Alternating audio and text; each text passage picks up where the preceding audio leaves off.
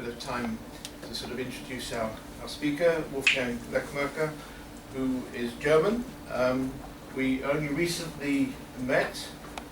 By some coincidence, he's built a house in the same Greek island that we have our house. So we've met through social networking rather than business. Although the truth is that he came to me highly recommended by the World Economic Forum. I was an advisor to the World Economic Forum, as indeed is Wolfgang was a advisor for on blockchain and logistics transport on global port developments.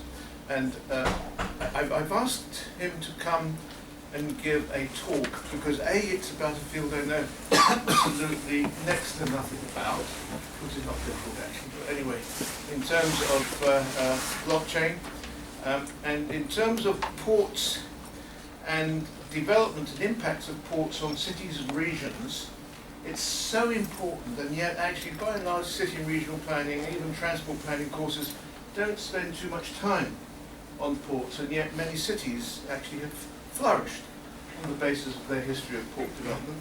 And I've asked him to actually sort of talk about ports as mega projects, the fact that their efficiency, their decline, and their decline in incline, if you like, or their success and failure is probably the best way of saying it, are very much dependent upon logistics. And what I've asked him to come and talk to you about is a brand new field about the prospects and problems of the use of blockchain in improving the logistics of port developments, with an implication of looking at mega projects as agents of change. That's quite it's almost as bad as your term paper, those of you who are doing that, right? So I've asked Wolfgang to tell us a little bit about himself first, and then to go into the topic himself. Yeah, thank you, Harry.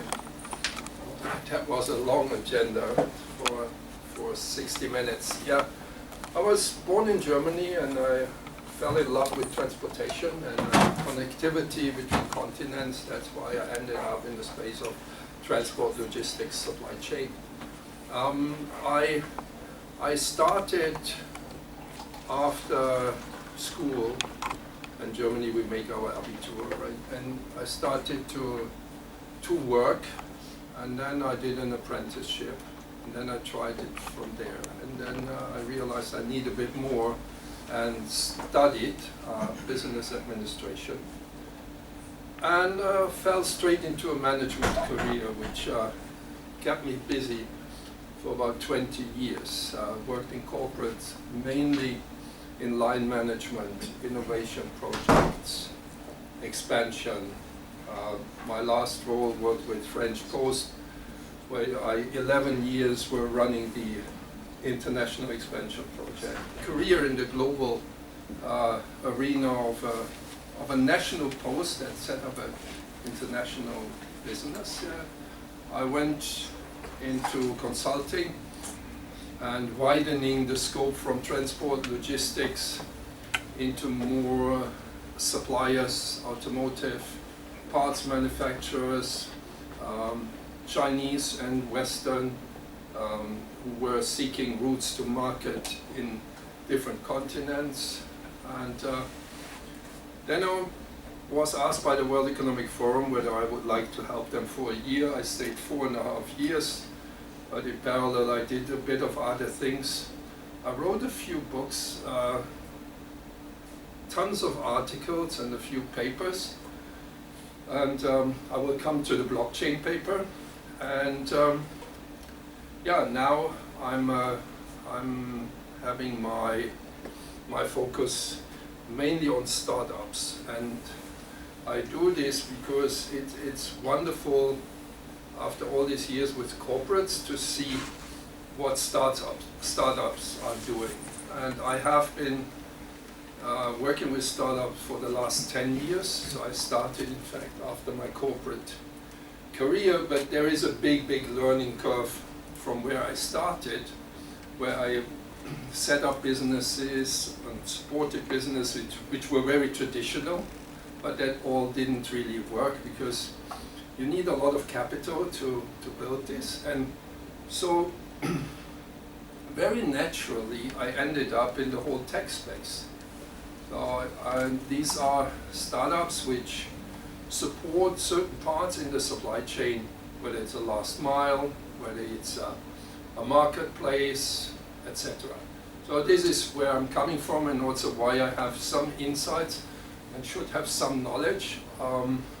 But because I do that much, it's pretty specific on supply chain and supply chain application, and less on the technology side of the thing.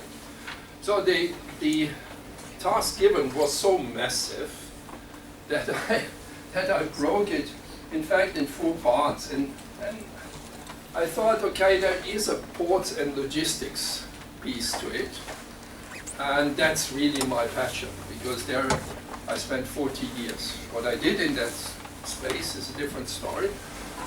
So I grew in that space, but that's why I have all the in-depth knowledge. And also, why do the startups come to me? They don't come to me because of tech knowledge, because I work with California startups, so they have enough technology knowledge. They come to me because I have domain expertise in this field and that one. Then the second is blockchain. So I will speak about blockchain. So what is it, from how I experience it. And it's another journey. It's a journey of about, I would say, 5 years, where blockchain suddenly appeared on the radar.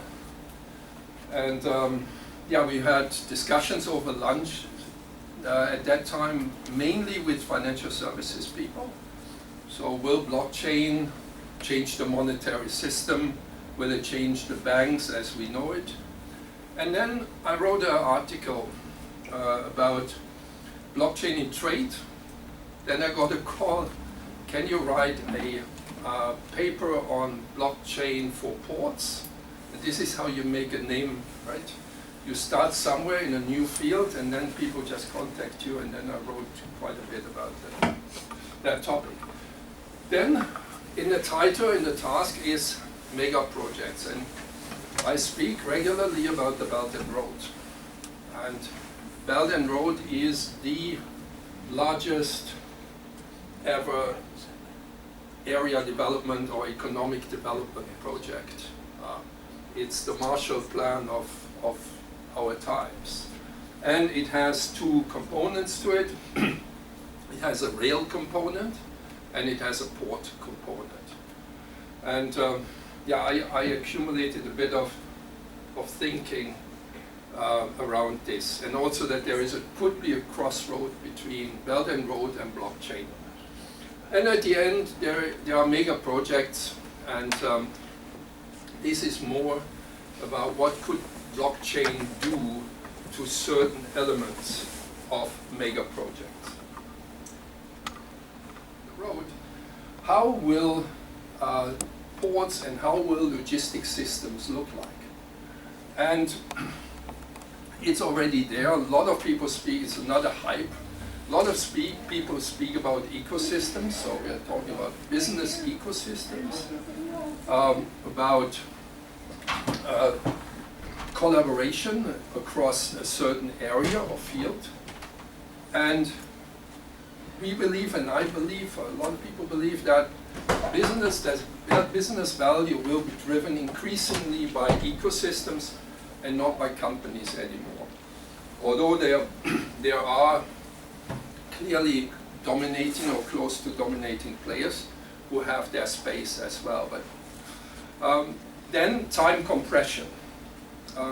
Whether you are a port or whether you are an airport, time becomes more and more important. It was always like this, but with digitization and the arrival of Amazon and Amazon Prime, suddenly people are educated in very early age that everything has to happen now. And this has significant impact on supply chains and supply chain technology, etc. Then blockchain is one of the advanced technologies. I call this advanced technology or deep tech, which allow, in fact, to beam up and transport everything what is happening in the world into the digital space. And then not leave it there, but use this mirroring, digital twin is another word, to better control, better understand, and redesign the reality. Right? We're talking about, like some talk about digital replicas, so this is all about what you hear about IoT and massive amount of sensors. We will get to a stage where everything has a sensor, right? Your clothes has a sensor, your shoe have a sensor, the room has a sensor, the street has sensor, the traffic light. Every package you will get, and within the package probably every product you will receive will have a sensor. So that allows to understand how things are moving. And this is for supply chain people highly important. And why will this happen? Because now if you have a sensor, you are in the range of probably a sophisticated sensor of $60 to $70. This will go down, I believe, in 2 to 3 years to $30, $20. And then we will get to disposable sensors, and they will be very cheap. And that is the road which allows then to take this information and put it, for example, on the blockchain or a hash of it on blockchain and run supply chain in a different way. Technology converged for scale. Currently it's very hard. So when I look into an investment and do it systematically, then, and then look at IoT, supply chain, I can map 250 companies easily. So we have an enormous spread of providers of IoT, blockchain, AI, robotics, and I see it in two ways how this will evolve. Some fields like robotics will fall in their niches because robots are very complex things. For each individual step, value step, you need different robots. So consolidation will not be that strong, it will be very much diversification. But IoT, for example, and blockchain, there cannot be 100 blockchain companies because how can you manage the interoperability, which is a major topic in blockchain? You need to have too many interfaces, too many standards. So there will be, that's what I mean, a convergence for scale. So the companies that survive will be massive. Then what happens with all this is that you get new business models. And they cut across traditional boundaries.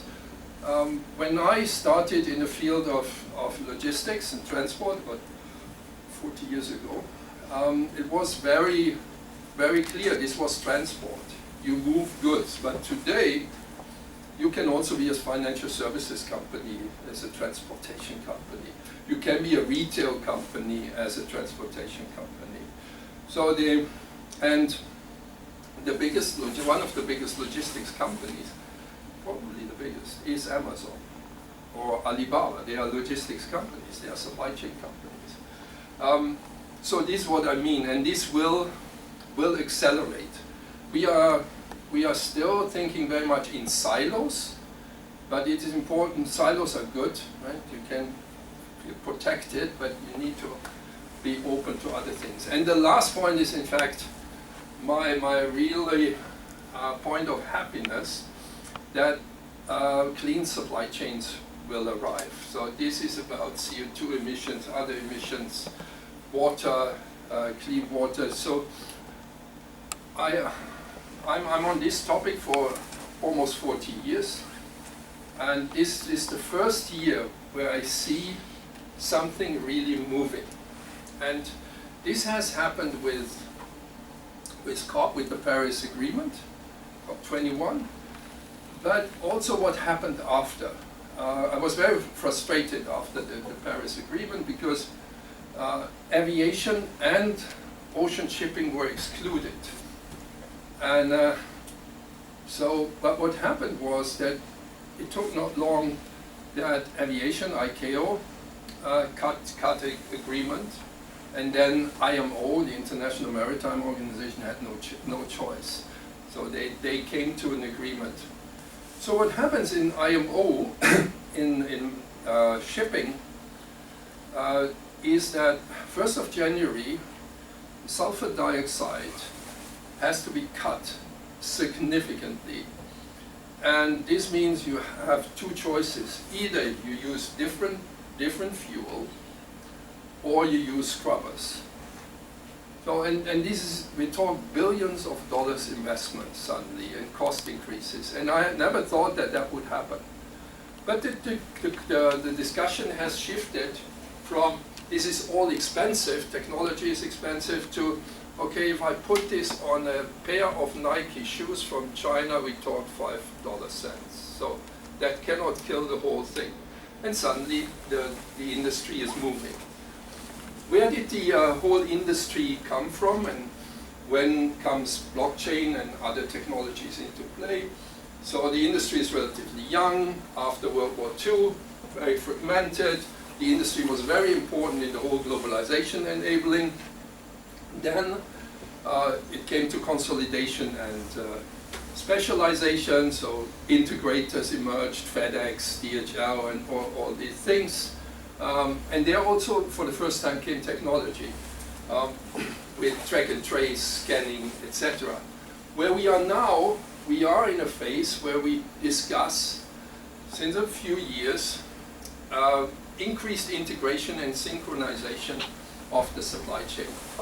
And this means the connected supply chain. I call this the connected supply chain.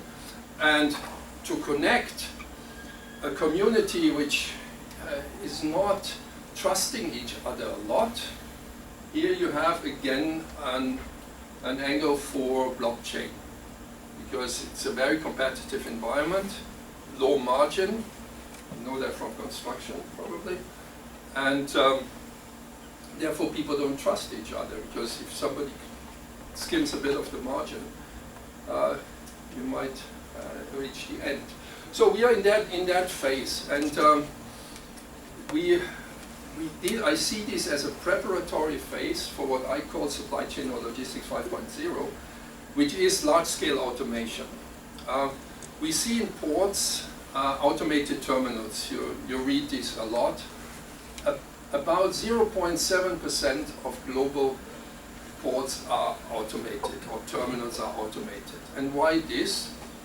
Because it is not very helpful if you have a highly automated terminal, but you don't know when the ship comes. Ships, sometimes no ship comes, sometimes 5 ships come. And I think in the hinterland it's a bit easier, but it depends on the country. But what I wish to say is that if you don't integrate the entire chain, your automation will not work. Meaning, you can tell some people, listen, there are 2 ships now, everybody gets an extra bonus if you work a little bit faster. And they can work faster than an automated terminal. So then suddenly you are better off to have people than have a terminal. So this is why the adaptation of automated terminals didn't really advance. So, but when it's all connected, when I can plan the ships coming in regularly, then things will change. And there's another element to the steaming, because this will help also to significantly reduce fuel consumption. Because currently first come, first serve, so everybody runs at full speed to arrive first at the port. And then you have sometimes 50 ships. If you fly into Singapore, you see this, 50 ships, 100 ships just waiting. So you have burned tons of fuel for nothing. So that will all get better. And there is a lot of development in this space. And this is also pretty recent. From a European standpoint, I'm talking about fourth industrial revolution, which is deep tech or advanced tech, for about 5 years. I think since, let's say, 2 years, my audience is much more receptive. Before, when I spoke about data, monetization of data, there was not a big acceptance of the idea and whether we could do this. Then suddenly I was at a conference and Port of Rotterdam and Port of Hamburg said, we are exchanging data. Oh, we have connected our system. So this is relatively new, 2 years. And today, Singapore exchanges data with 600 other ports.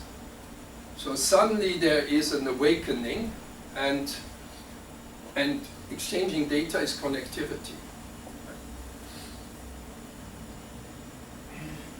Yeah, and I spoke about automation and of course intelligence. If you have a connected supply chain which is integrated, then you can create a lot of intelligence in it. And I think the automation and the intelligence go hand in hand. When I speak about automation, one of my favorite topics as well is robotic process automation. Something not a lot talked about.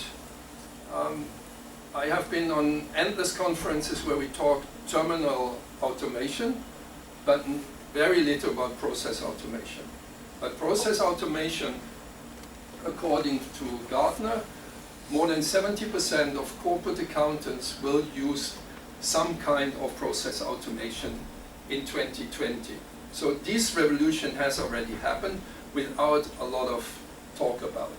Whereas terminal automation, blockchain have not had that much uptake. Also some food for thought, why that is, right? I can give you one hint. This is all new. Blockchain is a new system, new platform. You need new talent, people who can code based on blockchain. Whereas RPA, robotics process automation, works with old systems. So you put in the tool, and then it learns itself. It learns itself through the different systems and performs tasks better than humans can at the end.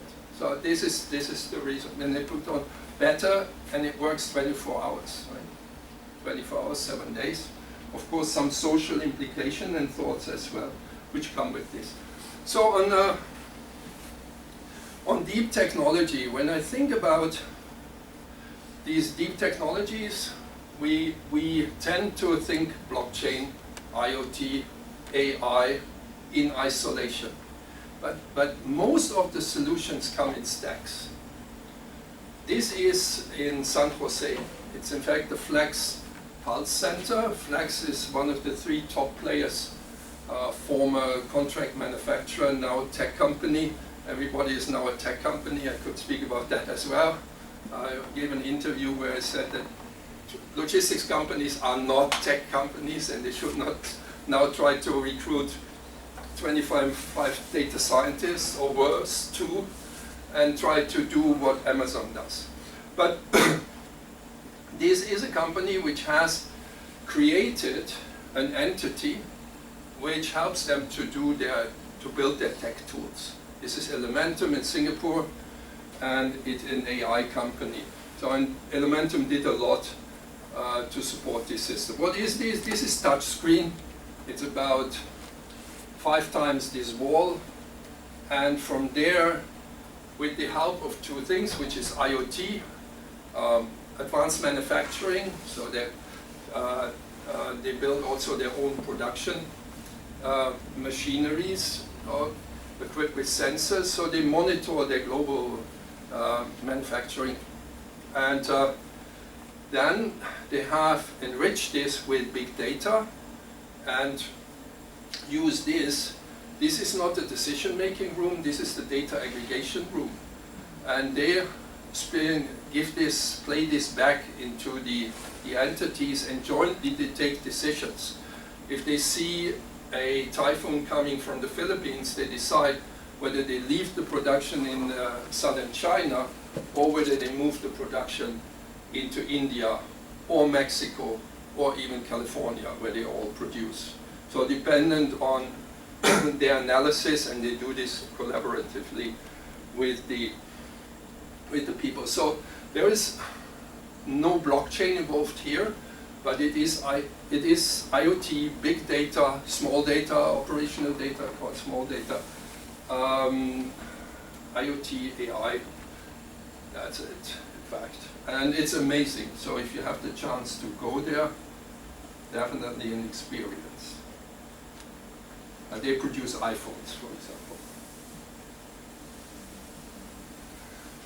Another thing where blockchains come into place are marketplaces. So you have traditional marketplaces like Amazon, and I see Amazon like as a logistics company. Alibaba, same category. Alibaba, for example, has established zones around, special zones around airports, and in the second stage they want to do this with ports to support small and mid-sized businesses with physical infrastructure, also something to think about. But marketplaces are not only there for goods sale, we see them now with Uber Freight and Flexer or StockSpots or Freight Hub. These are all platforms which in fact digitize the transportation and warehousing space, and there is no limit. And everything what needs to be done is done on the platform, including the transactions. And when it comes to transactions, you need smart contracts. And if you talk smart contracts, you talk blockchain. So blockchain is an element on several of these platforms.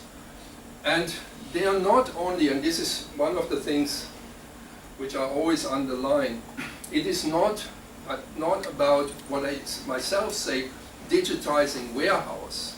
It is in fact transforming the warehousing business. Because with platforms you can do things which you cannot do if you work just physically. You don't have transparency, you don't have visibility, you don't have the speed. Yesterday I spoke with one company, one platform in warehousing, and their USP is that if the company calls them or contacts them on the platform, within 24 hours they have found the ideal warehouse space, they have contracted, and they have moved the goods. So this is not possible in the old world. You need to call, you need to know whom to call. There's a very heavy process, right? You go there in the warehouse, they do pre-qualifications, etc. And this is something where I, for example, put my money in. So I have spoken about this already. This is an APM terminal. So APM is part of Maersk, and this is an automated terminal. And I spoke with the COO. In fact, he told me that they are not making money on this. They need the pre and post information. And how do they get this? They need to establish a platform as an industry platform. That's a discussion before, why they teamed up with IBM to build this platform. Then the other shipping companies were not so happy that this was dominated by the largest player in the industry, so they had to kind of reduce their engagement in this. The story is not over, but there is definitely traction on this platform. And the reason why there is traction on this platform is that transportation costs are 1/3, administration costs are 1/3 to 50% of the entire transportation cost. So there is an enormous cost saving. And this comes through many things. It's expensive to deal with paper. It leaves room for corruption. It's error prone. And this has to be factored into the price. And when we talk about the platform Maersk has initiated, this is TradeLens, IBM, and they have run a test, a study and there were about 30 parties involved to produce all that paper and handle that paper along the chain for one shipment from Africa to Amsterdam. So this is a very complex process, supply chain, and that speaks for blockchain. When you have a lot of parties involved, a big community, heterogeneous, then blockchain is a good thing to have.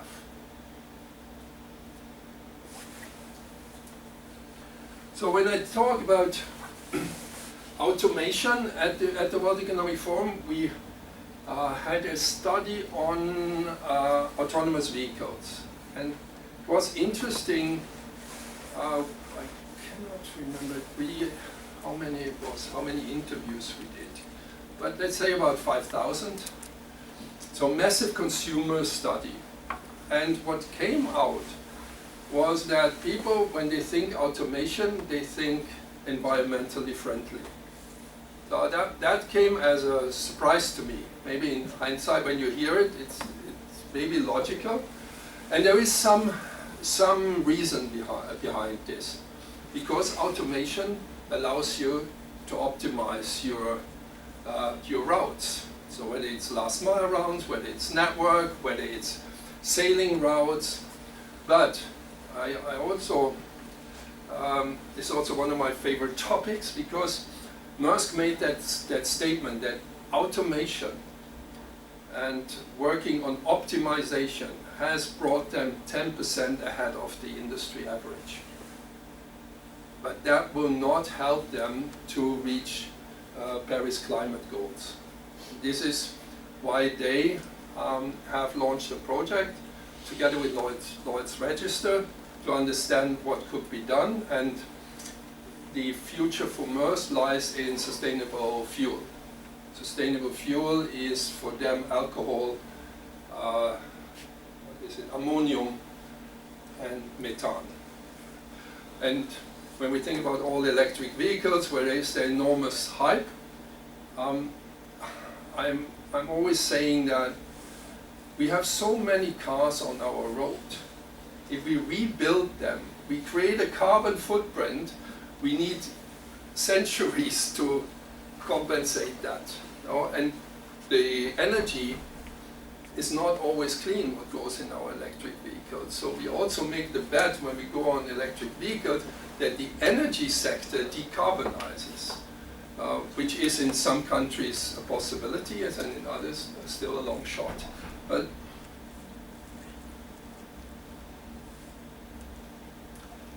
getting closer to blockchain, trade was always an engine of economic growth until 1 year after the global financial crisis. So the best year the industry has seen was in fact 2021. And this is because of all the backlogs and all what the GFC had created. Since then, trade growth is going backwards. Trade growth was in pre-GFC was 5 times GDP growth. Now we are below GDP growth. So that is a problem for trading places like Singapore. So this is why Singapore has started to think in digital dimensions and say, the trade flows don't come through us anymore, but can we attract some data flows? And this is then the thinking around platforms and how to establish control points for a region. And the targeted region for Singapore is Southeast Asia, the ASEAN region. And what is a control point? A control point is a must-have to do business, or almost must-have to do business, because that attracts the traffic. And the example for a control point is Google Maps. There's so many applications which run based on Google Maps that that's a control point. How does Singapore convert this idea into their orbit? It's about fintech. It's about financing. And I come to that later. The global financing gap estimated by the World Bank is 1.5 trillion US dollar per year. And a lot is Asia Pacific and a lot is SMEs. So what Singapore is doing, they have created a digital platform, a massive fintech industry, and have developed startups which already serve Southeast Asia, e-commerce startups. So that's a way the goods don't come anymore, but they make their margin on trade in a different way. And of course, there you have blockchain elements, like, because you need again smart contracts. So how did I come to blockchain? I explained this already. Just over a good burger, I think that was the first. Not good for the environment, I know. But in New York, a good burger with somebody else, from the financial community. But then I also coordinated a paper together with Bain Consulting Company about the Silk Road. And I have written, together with a colleague, I have written a paper in 2015 about Silk Road, so I didn't want to make the same thing, so we gave it a tech angle, and I will talk a little bit about that, how tech can be put on top of a mega project. Then, getting closer to what I've said about fintech, in 2018, again with Bain, I looked into letter of credit. So it was not designed as such. It's a lot of things you say, can we do a paper? And it should be a paper about blockchain. And then we say, okay, blockchain in trade. And we came up with, what if the letter of credit would be digital? Today I believe, and I say this regularly, that maybe the solution is not to have a letter of credit. But first you start thinking about, okay, how would the physical world look in the digital space? And then you remember, okay, if I digitize something which is suboptimal, I will not have an optimal solution at the end of the day. So we worked on this, I co-authored this one, and then I contributed to the 3 others. I have never done so many papers when I worked it before. So what is blockchain? And to develop the idea, we start where we are today. Today we are in a world where I know Harry and I trust Harry, and therefore we can do business without a lot of problem, right?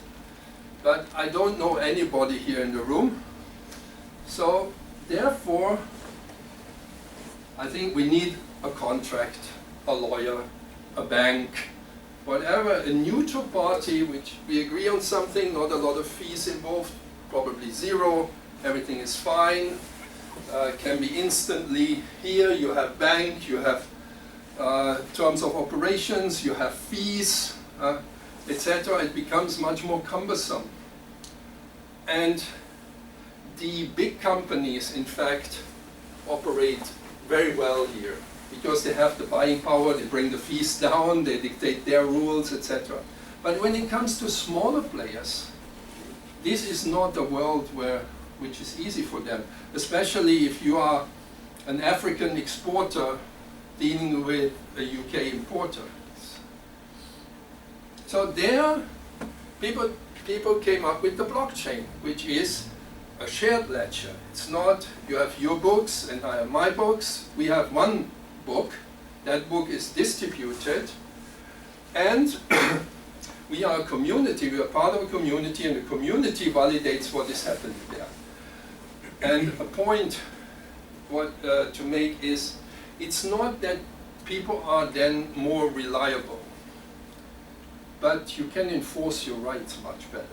Because if you do this as an SME, so you cannot afford this, then you go there and you don't get what you ordered, you have very little possibility to get your right. here the idea is that everything is transparent. So it can be easily assessed that something went wrong, and therefore you can think about much easier conflict resolution mechanisms, which is an idea behind blockchain. So how does it work?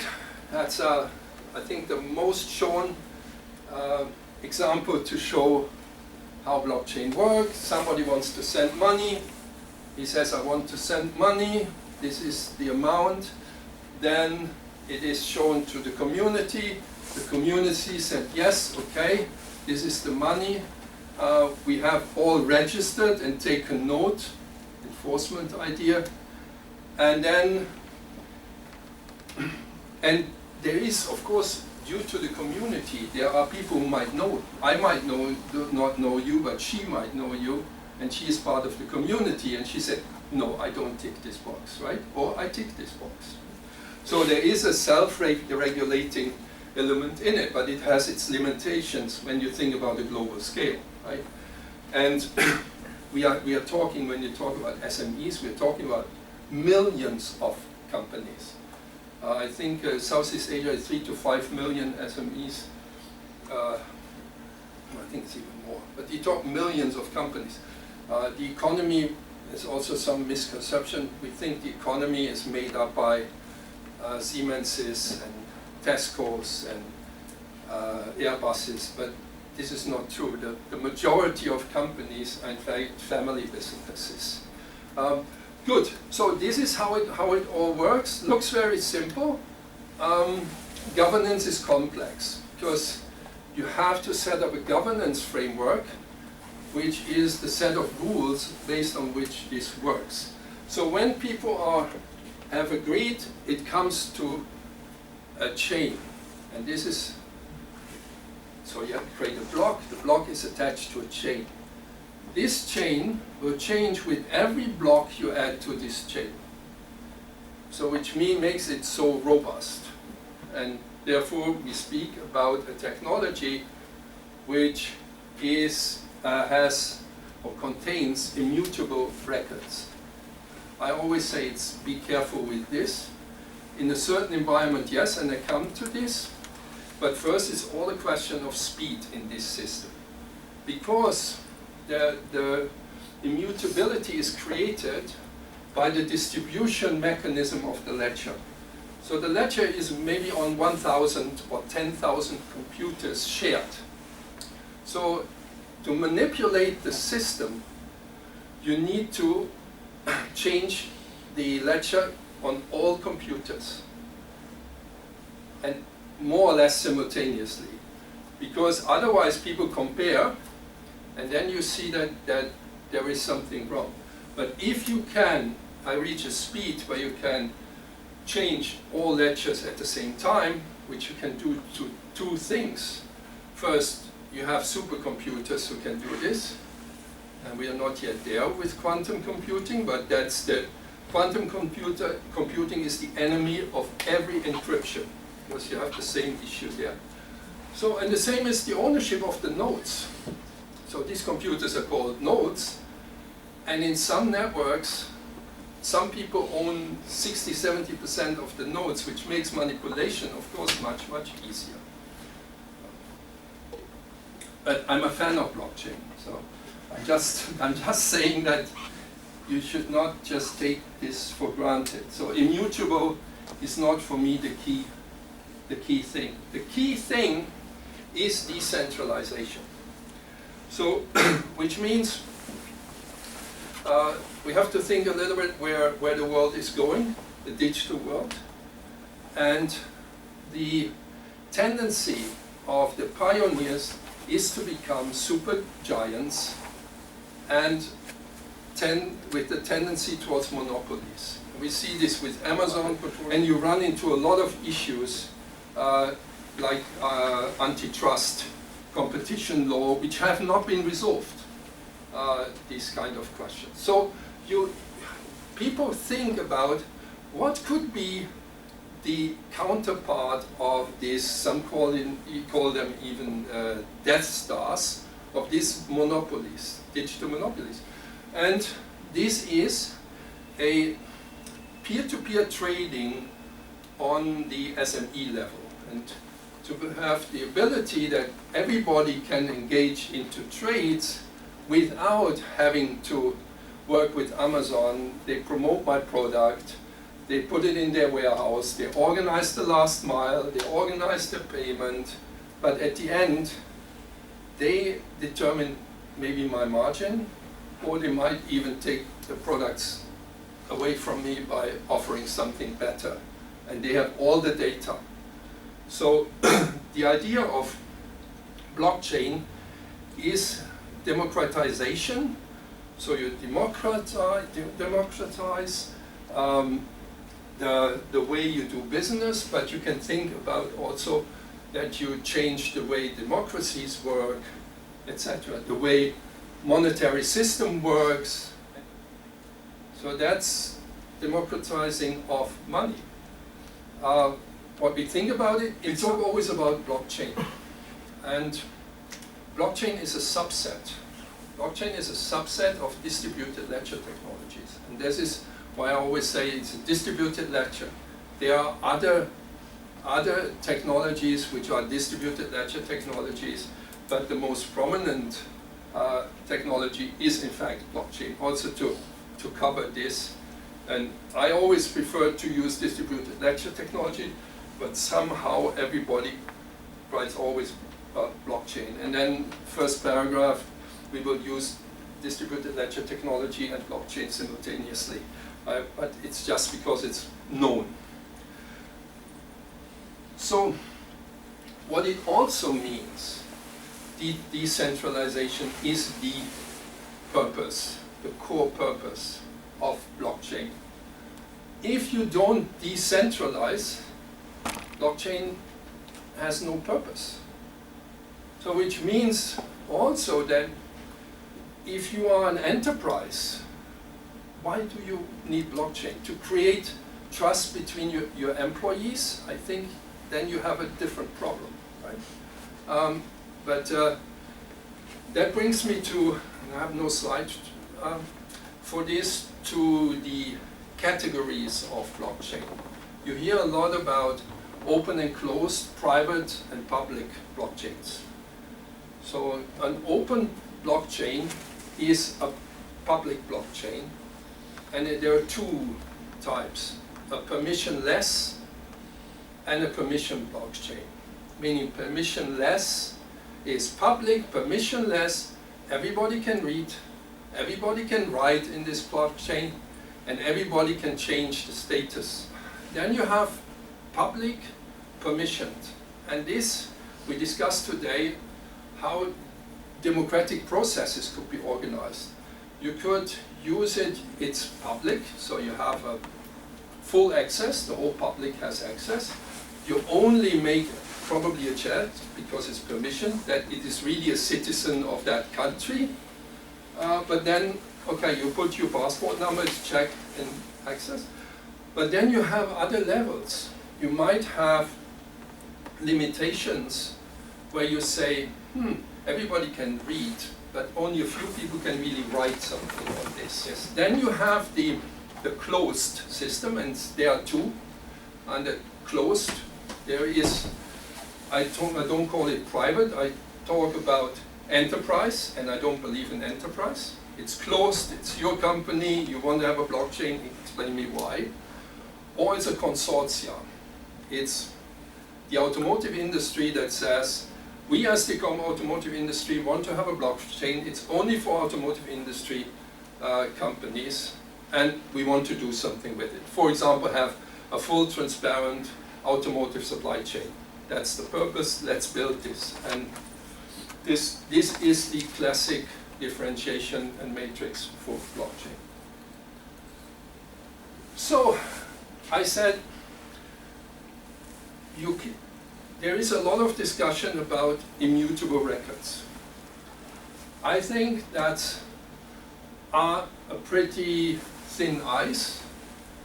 And second, you can do this with other means, but not in a decentralized system. So this is how economy works. I spoke about trade tech and the digitization of the letter of credit. In fact, that's the central slide how this works. In short, it is all digital. So I don't know whether you are familiar with letter of credit. So you do a letter, okay, nodding. It's a very cumbersome process because in the instruction is written what all needs to be fulfilled, and if the comma becomes a full stop, colon becomes a full stop, then you have already a problem. And I worked on this at the shop floor and had to live with this. So now it's all digital. It's all digital. The banks communicate digital. There are encrypted passwords. And coming back to my statement from before, it works best in stacks. So you, instead of getting an information from a forwarder and you don't know who has keyed this in, and which automatically, if it's a smart contract, will trigger a payment, you would like to have a sensor telling you where this shipment is and whether the shipment has left the port. And there are a lot of POCs. You can Google this, IoT blockchain, shipping, ocean shipping, container, and you will find a lot of POCs that banks really have done this. They have done multi-million transactions based on digital technology, blockchain, and IoT. And the advantage is it is safer. This is really safer. Second, this is faster. A letter of credit, in average, the whole process takes 4 weeks. You can do this in 4 hours. So this is significantly faster. And you have this shared truth, one source of truth, a shared ledger. So which of course is also important to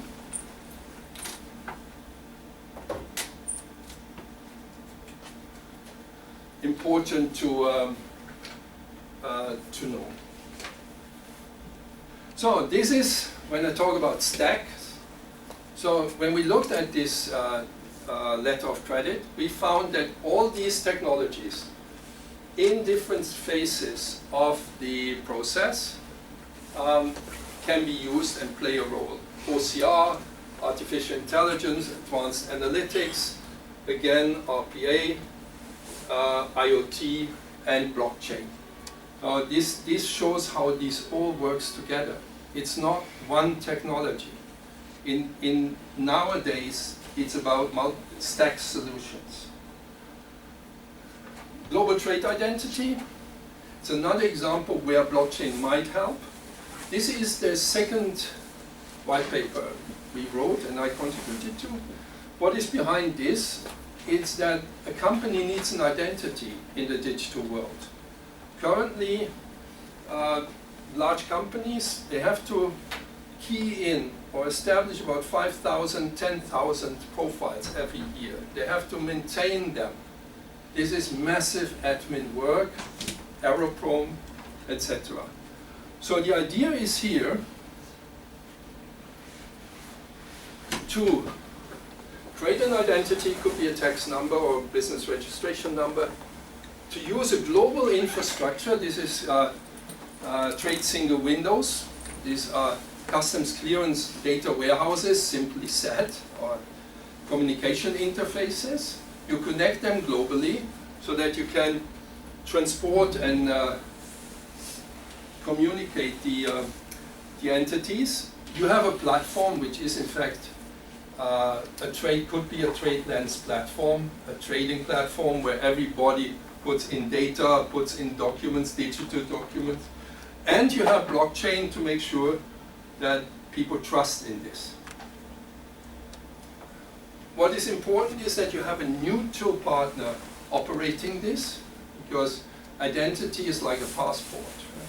So you want to have a trusted partner operating this. And our idea was to do POCs with governments. In fact, you have to do that with governments. Government of Singapore with the government of the Netherlands work together on a digital identity project. This requires, okay, let's check what could be an identity. Can we use our trade single windows? Does this really work? And I think it works. It works in other fields.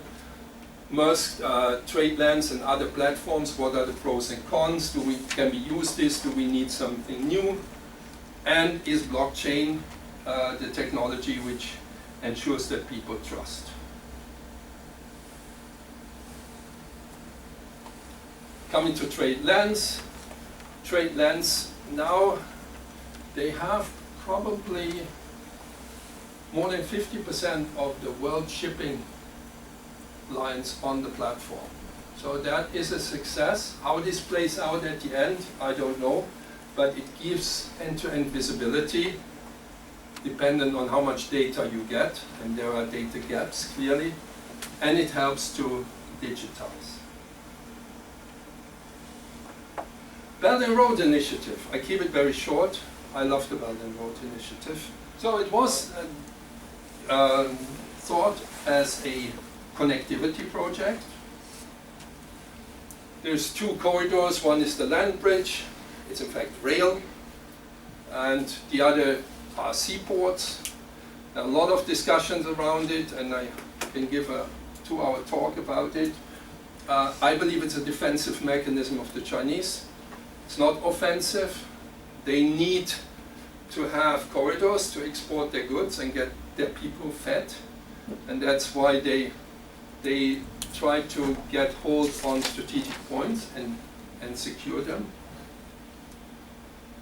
It's massive. This is, shows the magnitude, right? 55% of global GDP, 60 plus countries. It's an enormous economic bloc. We have to be mindful of this. I should not go too far, but I believe that the US-China trade tensions are very dangerous for us, especially Europeans, because it forces the Chinese to do two things. First, move up the value chain, so they have to learn how to produce microchips and high tech. And the second, they have to internationalize their companies. So when they do this, then suddenly they need scale. So what will happen is, when they need scale, they will call the 60 countries and say, you need to buy from us. And then I want to see the Western companies. So this is a bit geoeconomics, which is also one of my hobbies. So this is old data, 2016. I presented that in Abu Dhabi at the IATA annual meeting. But it shows you where they put the money in. So, but there are a lot of pain points. There are different gauges. I am advocating one customs clearance zone for the entire Belt and Road. If they really want to make it fluid and work, they have to rethink the world. So there are a lot of problems along the way which you can fix. The main problems we identified: speed. The thing is still pretty slow, although it has massively increased. It's inconsistent, this is what I mentioned. It's highly subsidized, and it has little visibility. You can lose a train and it takes probably a while to find them. So then we thought about what could we do, and of course we can think about satellites. And just a very short on the Belt and Road. The Belt and Road is the belt, the road, and the road is in fact the ports, the belt is the train. And then there is the digital Silk Road, which are satellites, which are cables. So there's massive infrastructure in digital. And then there's the Arctic, which is for me a side topic. But to have it as water and land and digital gives you enormous possibilities. And I found this out, in fact, where they stand through this and a workshop in China. Because the Chinese were saying, why don't we use the satellites to create this visibility? If you have them. Okay. And then standardized customs clearance process. This is, again, trade single window, and now things fall into place. you can have, in fact, you are collecting money, it's a transaction. You can have smart contracts, you don't need borders as we know them today. Yeah, you can automate and you can track and trace. But you can also think about creating a marketplace. Every train is a marketplace, right? You can market your capacity, you can market the goods which are there, and then we published a white paper. It was published, in fact, and announced when Xi Jinping was in Davos, and these were the numbers we came up with, in fact, Bain came up with. So it has massive positive impact for the SME sector, 4 to 7% increase in growth. It is a job generator. It's much more appealing for capital to invest in digital than in traditional infrastructure. So you in fact uplift the entire value proposition of the Belt and Road.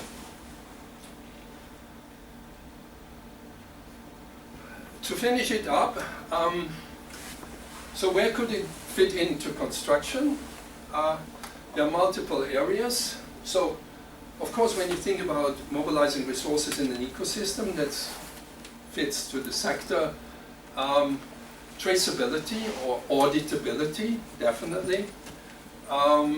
Then what can be thought of a very new value proposition of a real estate, of an asset, by giving the information about what color has been used, what material has been used, who has placed it, etc. So you give the transparency, and it goes, 90% of the information about a building gets lost when it hit the second owner. So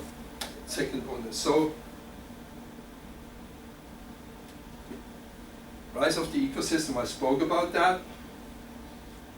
At the center of the digitization idea is in fact the optimization of the ecosystem. Because before we were unconnected, this is not connected, now we are all connected, now we can optimize this all. Decentralized project management.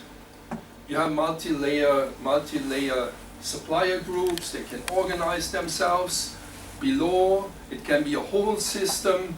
So you can think about very different systems. You see, is material there? Do I send the people or not? Your optimization potential is in fact endless. And the reason why you put it on is if you don't put things on the system, you don't get the material. If you don't put the material on, you don't get paid. So there is, if this is the economy, you can structure that. Automation, I spoke a lot about it. Of course, payments can be triggered by what you put on the blockchain. This is a case study for those who look into Amsterdam Port. This is exactly what I was speaking about, is optimizing project management. You get paid when you put something on. We did this in transport with scans. Here is about the goods and material and the marketing idea. So this is not my thinking, these are case studies which are out there. But uptake might be slow. The industry of construction doesn't invest too much in technology. There are other sectors doing much more.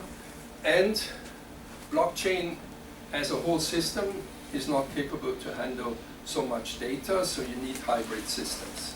So you need to find new solutions, lighter solutions. You cannot put information, content on the chain, you need to put hashes on the chain, but that in a very selective way. By the way, a lot of platforms that say we are blockchain are hybrids. Policy, you would need also a policy framework which supports this. So, because there's a lot of regulatory policy questions. This is out of a study I did also last year, which was on 4.0 policies in Latin America and the world. And what came out of this is that there is, in fact, only 2 countries, China and Singapore, who have a holistic approach. The rest is, some are focusing on manufacturing, like Germany, others on telecom, others on logistics. And you need a holistic approach when you have cut across industry business models and solutions. That's it. Thank you very much indeed. Now, a number of students have told me how some of my lectures kind of blow your mind. I think this does it for you, right? I think that my presentations compared to this are very modest. Thank you ever so much. Questions, because this covers such new ground, and it's going to be, I suspect, your generation rather than mine. So questions, issues, comments? Yes. Sorry, I have a question for you. With the adoption of blockchain, two questions. One is that in the future, do you see the picture of share information with building up this trust between different countries? For example, the Europe and China, the international trade, in terms of international trade, they declare, for example, the single window. And in Europe, they have a single windows, and in China, they have single window. In the future, do you think that with the adoption of supply chain, this single window can be connected? And for business, they don't have to declare twice. This is number one. The second one is that with this adoption of supply chain, can two different governments or this kind of customs things, can they do one examination or even no examination at all between the borders? Do you see this picture in the future? Thank you. Yeah. No, this is a very good question. And digitization will also change the definition of border as we know it. Because suddenly the border between China and Europe could be in Shanghai, because there the data is sent, and based on that data it can be pre-cleared. This is definitely something which is not only thinkable, there are people working on this. I have been involved in a consultation exactly about that from the EU, like Brussels, were thinking how could we speed up and optimize customs clearance. Yeah. So that means, yes, we will end up in a much more transparent world, and that the tendency is there. Can be seen what is happening in the banking sector. And it's very, very difficult to have an account which is not visible if the other states want to see that account. So that the information sharing is there on a global level. Maybe you could tell Wolfgang where you're from. You're from Singapore, is that correct? Yeah, I'm from China. From China. Okay, so introduce yourself. Where you're from. Maybe one comment. I was in China in Chengzhou a week and a half ago, and for the first time I heard the Chinese government representatives, and not only one, saying that they are considering to change their data law, so their regulation around data, which is the prerequisite, because it's not only a technical, it's also a policy question. Yeah, that was fascinating. As Jose had kind of lots of questions. I'm from here, I live in Peckham, down the road in London.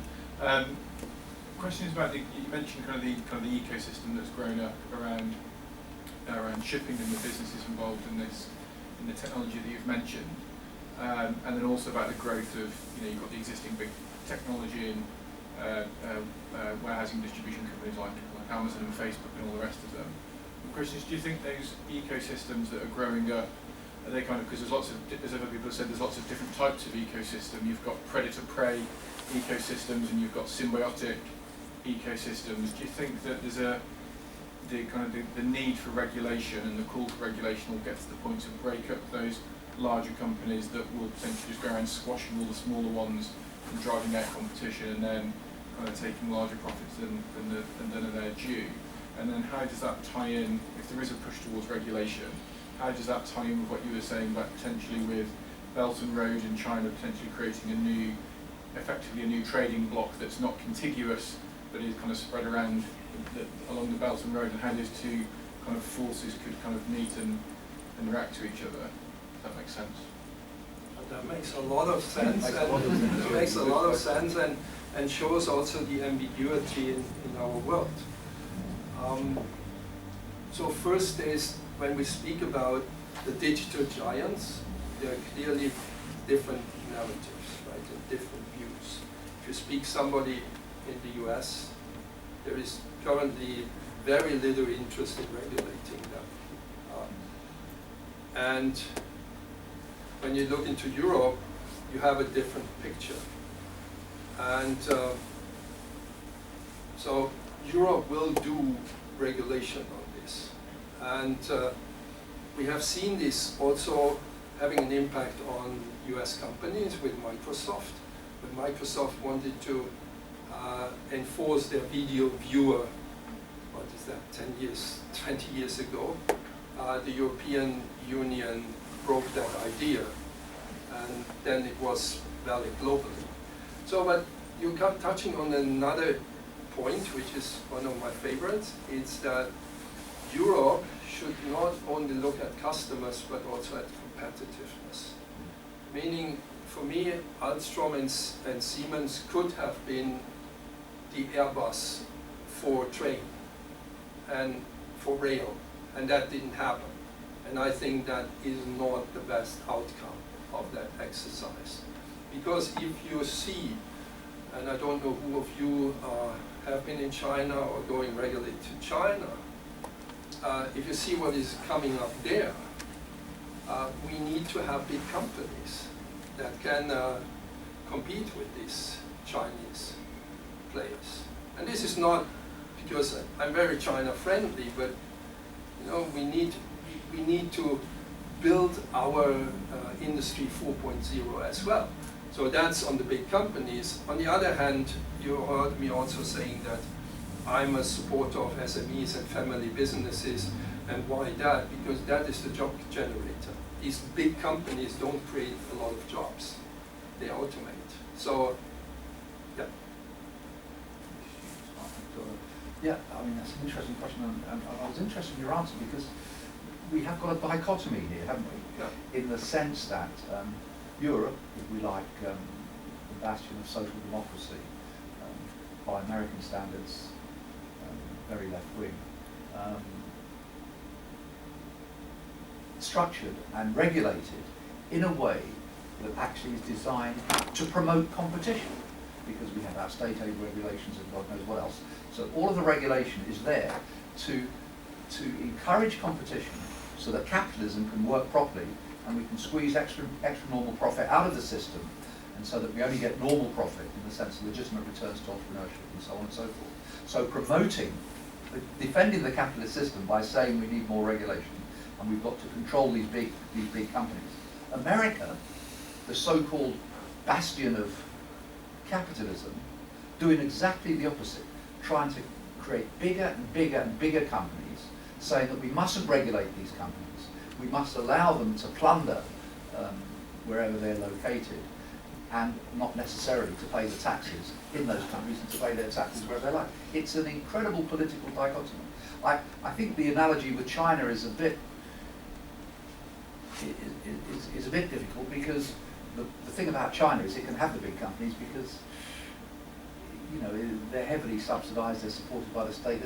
I don't mean subsidised in the way that we talk about subsidies here, but you know, they're not at all regulated in the way that we would talk about regulation. That's what I mean. Yeah, this is where connectivity is so important. We come up with a new, also 4.0, 5.0 world order. I think at the end, everybody wants to trade with each other, and there is some leverage we have. And I have a different view on China versus Europe versus the US in terms of support, state support. I think that the American companies have a lot of support. Oh yeah, absolutely. So it's the Europeans which struggle in, let's say, seeing the outer world, because that regulation is in fact an internal view. It's competition within the EU, and it's not seeing that, look at the rail, and again, I think that the US hasn't, I have to admit that I don't know exactly, but I know the rail industry in China is gigantic and top-notch. So if I think about Alstom and Siemens, that's my benchmark, probably not the US, and I need to see, okay, what can I do here? Sort of, mine was based on the same sort of regulation aspect. I was wondering, since blockchain is something that we don't really know much about, are there any sort of really important policies or quite known policies regulating that within the UK, and is that sort of split in between the different categories that you mentioned, like open, sort of like, what was it? It was permission and like permissionless. Are they sort of split in that way as well? I'm not aware of blockchain policies and regulation. And this is because the regulator needs first to know what comes out of it. And I think there is not enough output for the regulator to know where to go and what to do. And this can be contrasted against a field where the regulator has a problem, and that's in the field of drones. And we don't regulate the drones. We have now alerts every week in another airport, and this concerns safety of us all, and the regulator has difficulty. So there is eminent, right? And I don't blame the regulator, because it's very hard to do, right? They always need first to wait. But no, I'm not aware of blockchain regulation, and I'm working with the Center of the Fourth Industrial Revolution in San Francisco, so at the forum. And they are focusing primarily on policy. And in the context of blockchain, we are writing papers. We are not proposing policies. But in the drone team, the forum has influenced policy in Rwanda for drone deployment. So, long answer, no, not existing. Okay, out of curiosity, I was just wondering, because in all these discussions, Africa tends to be left out, well, sub-Saharan Africa. And is there a way that these developments can be pushed from a bottom-up level, particularly because most times the government isn't proactive in actually doing anything? So in terms of SMEs and as well as big businesses, is there a way these things can actually be done like in a bottom-up? Yeah, I mentioned Rwanda. Yeah. I mentioned Rwanda, and Rwanda is has a very advanced, forward-looking government. Mm. You know, that's why it's coming from. If you look at the news, mobile phones, electric bikes, drones, so everything what could help Rwanda to leapfrog. That's why we reduced our aid from this country to Rwanda, because we don't like it. It's ridiculous. The potential that helps Africa, I think, is there. We have seen that in the mobile phone sector.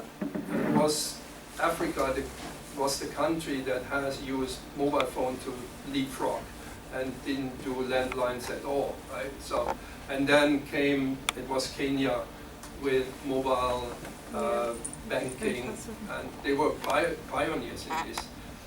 I believe there is a lot of entrepreneurial potential. A lot of the capital is maybe one of the challenges, how these entrepreneurs get the funding. But I see possibility, and especially in the new context where you have a more closer connected Africa coming up with the free trade zone. Thank you very much. Okay, take one very quick one. We're running a bit late, but one quick question you had, and then I'll submit.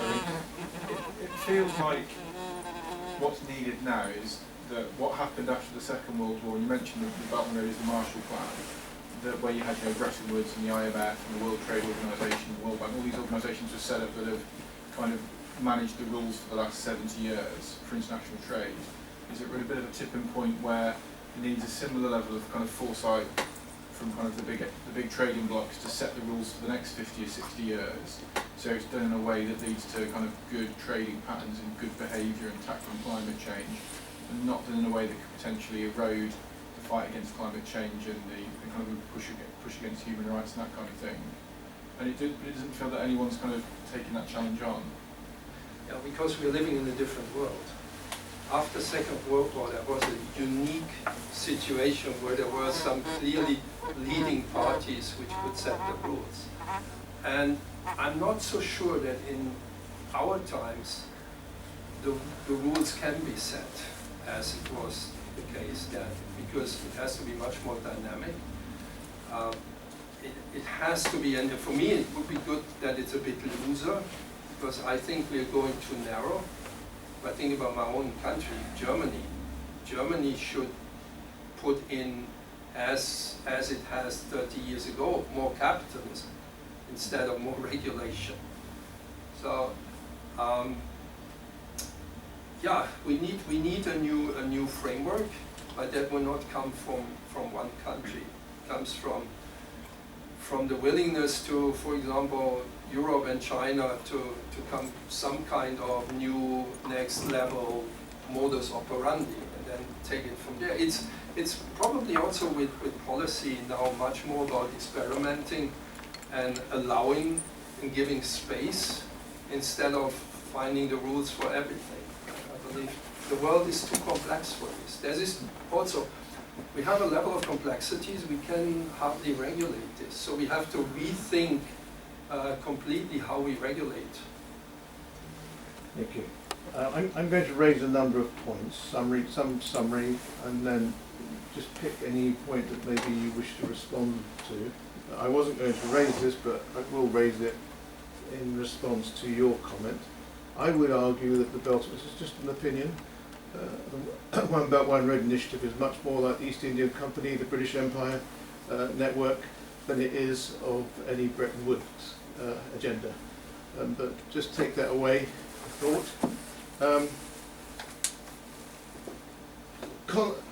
Questions, because you can't but have questions, because you don't. Some of you complain about answers. Well, there's the answers here are to be developed.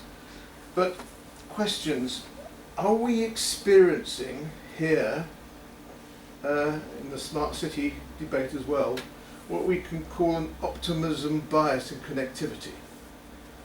Are we being seduced by the belief that we can have connectivity rather than the new era of disruptive players? Because there are disruptive players out there, cyber attacks, where this connectivity dream can be dashed. And before we know where we are, we will find that this world system of globalization as we know it today is going to be fragmented for protection purposes. Question, that's all right. But you may wish to comment on that, but that's... No, I can. Yeah. I think it's dangerous to have a free flow of viruses. So we have to put in friction points to protect us. Right. But they can be, it depends on the artificial intelligence, on the human fabric we build around it, and on the quality of algorithm and the speed of computers, how long we keep that in the container before we let it flow. But I'm fully aware of that's a, yeah. I mean, this is a big but on connectivity, and this is a point to you as well. Britain is one of the leaders. The UK is one of the leaders in digital trade, in services. So whether we like it or not, now the UK makes the money through the data lines and not through the channel You anymore. may have to have a past tense, depending on the election results. Just moving on, I'm not trying to pour cold water. I mean, we've got to look at different scenarios here, right? We have to look exactly at the optimism bias, connectivity, and we've also got to look at the disruptive elements, if only to protect it. The next, I mean, I think this is a fabulous example of what, in all honesty, I've had great difficulty in explaining, because my knowledge is not that extensive. is that the relationship between software infrastructure systems and hardware infrastructure systems. And the educational system is focused on hardware infrastructure systems, with the result that not only do we not understand the software infrastructure systems, we don't understand the interconnectivity. And to show you how ridiculous it is, I was asked an expert on blockchain to OECD about blockchain and infrastructure. I know nothing about blockchain. But the fact of the matter is, in one part of the room was all tech blockchainers who knew nothing about infrastructure. And another part of the room is all these guys who knew about infrastructure, not about blockchain. And as our education becomes more specialized and sectored, and as we have pockets of deep knowledge not really connecting, we can't create this connectivity except for the people who go out of their way to make connectivity. So I would encourage you to very much, as best as you can, and I'm not doing it very well, to understand this interface. Because if you think about it, the software, it's not the same kind of software. The software thinking, there were models, mathematical models, between thinking about transport planning and city development led to the cities that we have today, disrupted by the motor car. It led to the kinds of regional development or metropolitan development changed by motorways, changed by airports. And so in a way we've seen software and hardware interface, but it was very crude and very, if you like, very hidden hand. Partly on the same theme, and this is why I think Graham and Marvin are so good, urban splinterism and Castells. Very few people write about this. The social, economic, environmental, physical ramifications of an interrelationship we don't understand, let alone climate change implications, are very significant. So if we are building these networks, One Belt, One Road, and we don't actually understand the full ramifications of what they're going to have, then there should be some kind of concern. Two last points. One of the biggest hopes of blockchain, it is said, is that in helping transparency and accountability. Infrastructure is one of the largest areas of money laundering, and there is a large area of corruption worldwide to do with infrastructure development. Maybe we want to have a word about that, Wolfgang, but there is the opportunity of having blockchain cut that back and even have more inclusive stakeholder local participation in decision making about mega projects. But that needs to be worked on by people who are prepared to try and put the two fields together. And then very finally,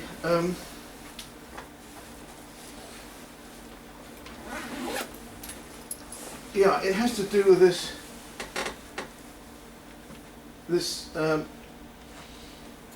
domination of infrastructure.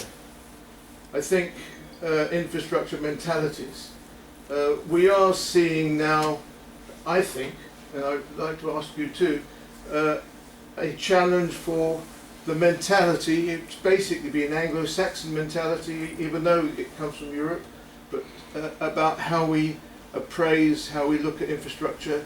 And now we're being, particularly from Latin America, but also from China, we're seeing a different approach to infrastructure, where actually it's no longer seen purely as a financial commodity. It's actually used as an agent of change. The real question then is, what change and towards what direction are we using this new software power? And I've had dealings too with Chinese companies, and my understanding is that they also don't really know. I think the belief is that we think they know more than they actually do. I've had it said to me that actually some of the CEOs of Chinese construction companies, for example, think identically like those in America. They're actually trying to increase profit margins as far as they can, and in a way, the Anglo-Saxon mentality of profit margin, if that is, I'm probably disparaging Anglo-Saxon mentality here in infrastructure, but it's being perpetuated even indirectly through the Chinese construction industry. But tell me that's not true, and maybe comment on this very... It's a difficult ground, right? But I've always believed that China is a country of entrepreneurs, yes, at the soul, always. and that leads to exactly this, right? You want to have the reward for the risk you take, and in that sense, Chinese are probably more similar to Anglo-Saxon than to let's say continental Europeans. Yeah.